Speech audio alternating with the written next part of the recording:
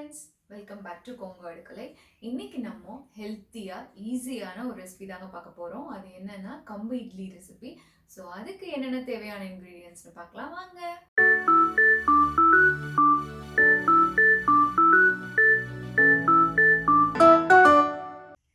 2 cup அளவு கம்பு எடுத்திருக்கேங்க.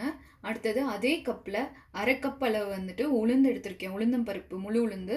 அதில் நீங்கள் 1 டேபிள் ஸ்பூன் அளவு வெந்தயம் சேர்த்து ஊற வைக்கணும். அப்புறம் அதே கப்பில் அரை கப் அளவு வந்துட்டு நான் அவல் எடுத்திருக்கேன். இந்த அவல் நீங்கள் வெள்ளை அவல் இல்லை சிகப்பு அவல் ரெண்டில் எது வேணாலும் நீங்கள் யூஸ் பண்ணலாம். ஃபர்ஸ்ட் இப்போ என்ன பண்ணுறீங்கன்னா, இந்த கம்பு நம்ம ஒரு 4 மணி நேரம் ஊறணுங்க. ஸோ இது 4 மணி நேரம் ஊற வச்சுக்கோங்க.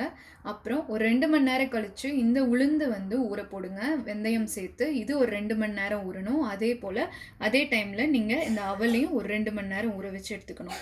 ஸோ கம்பு பார்த்திங்கன்னா 4 மணி நேரம், உளுந்தும் அவலும் பார்த்திங்கன்னா 2 மணி நேரம் ஊற வச்சு எடுத்துக்கணும். இப்போ இது எப்படி அரைக்கணும்னா, நம்ம மிக்சிலே அரைக்கலாங்க.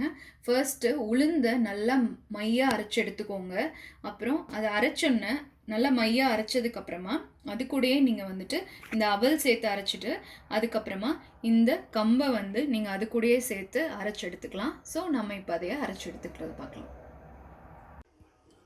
இப்போ பாருங்கள், நான் மாவு நல்லா இட்லி பதத்துக்கு அரைச்சி எடுத்து வச்சுருக்கேன். ஸோ இப்போ நீங்கள் உப்பு தேவையான அளவு சேர்த்து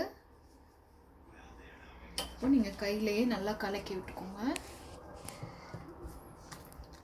இப்போ நம்ம உப்பு போட்டு கலக்கினதுக்கப்புறமா இதை அப்படியே மூடி வச்சுட்டுங்க. மூடி வச்சுட்டு இதைய ஒரு 8 to 10 hours நல்லா பொங்கி வர்றது அளவுக்கு விட்டுருங்க. இல்லைன்னா ஓவர் நைட்டில் விட்டுருங்க. நைட் அப்படியே விட்டுட்டு காலையில் எடுத்து இட்லி பண்ணுற மாதிரி.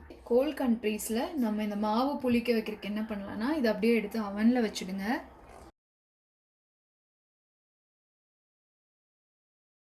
கீழே இருக்க ட்ரேயில் நம்ம சுடு தண்ணி ஊற்றி வச்சுருக்கோம்.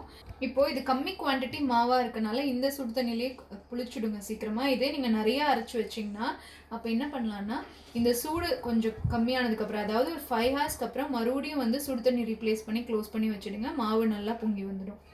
இப்போ பாருங்கள், நம்ம மாவு பொங்கி காலையில் எடுத்தோன்னே நான் இப்போ இட்லி ஊற்றி எடுத்து வச்சுருக்கேன்.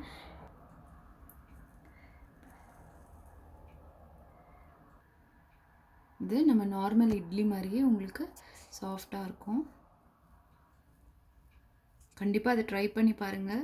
இதோட வாசமும் ரொம்ப சூப்பராக இருக்கும். டிப் ஆஃப் த டேங்க, இன்றைக்கி நம்ம பண்ணின கம்பு மாவுலேயே நீங்கள் கொஞ்சமாக தண்ணி சேர்த்துட்டு அதுக்கப்புறமா சீரகமும் வெங்காயமும் தாளித்து கொட்டி தோசையாக சுட்டு பாருங்கள். ரொம்ப கிறிஸ்பாக நல்லாவே வருங்க.